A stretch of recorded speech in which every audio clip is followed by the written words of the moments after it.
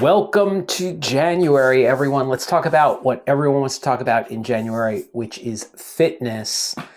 I've got kind of a sad story, and let's talk about some absolute tips for older adventurers, think 40 plus, because at 42 is when I started seeing changes in terms of what my body could do. And yeah, let's get ready for a new year. This is not going to be like, yeah, I don't know what this is going to be. Let's just go.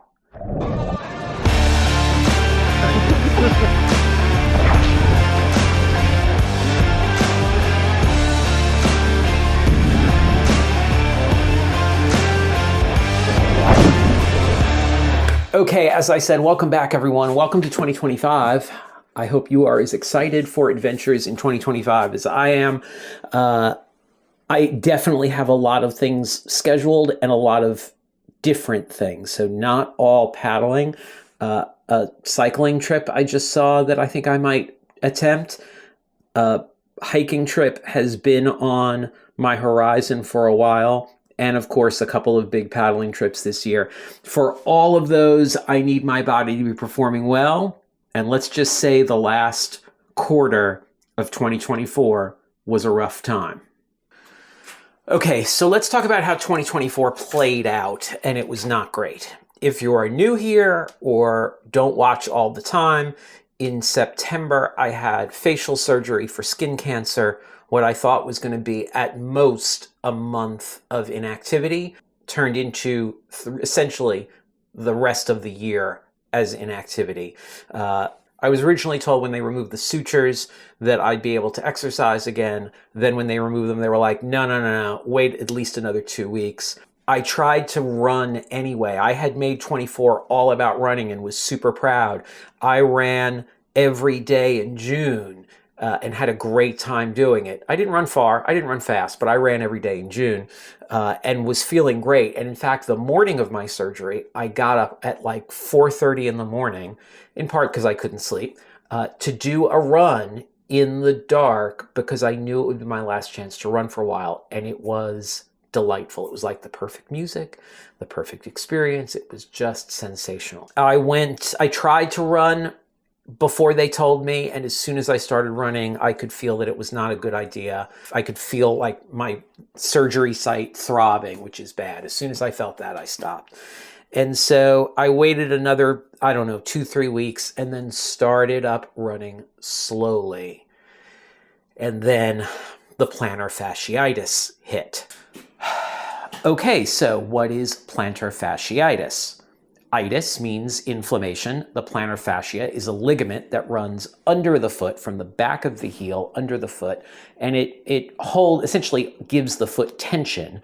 And I injured mine. I know precisely when I did it. I did it on a run on a cold morning, and I didn't warm up enough. And I've spent the last month and a half dealing with plantar fasciitis. And I've done all the things because there is no one thing. I'm working really hard. It is definitely feeling better, but it is definitely not 100%. And so that means that I haven't been able to run, which means I'm doing stuff that I don't generally enjoy, like weights. I don't really like lifting weights. I would much rather lug kayaks. I would much rather split wood. I would much rather move wood from pile to pile. I would much rather go for a hike. I would much rather, if I can't do any of those things, hit the heavy bag, which I really enjoy and is a great stress relief. That leaves me with doing weights because it's really all I have left. So I've been working out with weights begrudgingly. I really don't enjoy it, but it's keeping me at a moderate level of fitness. It is not enough. So when I turned around 42, I realized that I couldn't just go and do the things that I had always done. I did minimal training for the outdoor adventures that I did through most of my life. I was always active. I was never like an amazing physical specimen, but I could always just go and do the stuff I wanted to do. If I wanted to go rock climbing on Tuesday, I went rock climbing on Tuesday. If I wanted to go mountain biking on Thursday, I went mountain biking on Thursday, and my body would do it. And I wouldn't perform at like an elite level, but I performed well enough to have fun. At 42, give or take, I realized I was not performing well enough to have fun. And that was when I started putting some conscious effort and thought into training for adventures. It was also around the time that I met Beth Hansen, who later became a trainer and is still sort of my consultant for training, even though we live in different cities and can't immediately work together. I've talked a lot about the importance of trainers. Trainers make everything easier, better, safer. You'll get way more results in less time. So I like to be in communication with her. Here are some tips if you are now in January, when everyone is thinking about fitness, if you are planning a year of outdoor stuff. I'm going to give you some tips. I am not going to give you specifics because you need to consult with both your doctor and, I think, a trainer to get the most out of your training. Okay, the first thing and the most important thing is don't stop, which is exactly what I had to do the past 3 months, and I'm paying for it now. I really feel out of shape. You have got to do something physical every day. If you're over 40 and want to remain active, you've got to be active. You can't couch to mountain climb in a weekend the way you could when you were in your 20s or your 30s. Do not stop. That's rule number 1. Rule number 2, run. If you can't run, walk. If you can't walk, ride, or add the riding in with the others. You've got to be doing cardio is super important in addition to weight training. Now, I've got access to weights. When we built the Gear Vault, which is what I'm calling this room now, we also built a gym out there. And so we've got a nice assortment of weights. But if you don't have that, you can do amazing stuff with your own body weight. Push-ups, sit-ups, crunches, planks, all that stuff works really well. And you can get amazing results. I keep seeing ads on Instagram for chair yoga. I don't know if it works really well or not, but the point is, with a chair, you can do really good stuff. In addition, we also have a set of TRX straps, which are pricey for what they are, but super effective and way less expensive and take up way less space than building an entire weight room the way we did. But TRX straps are not a bad way to go. Number 3, don't be afraid to do things that are physically hard to do.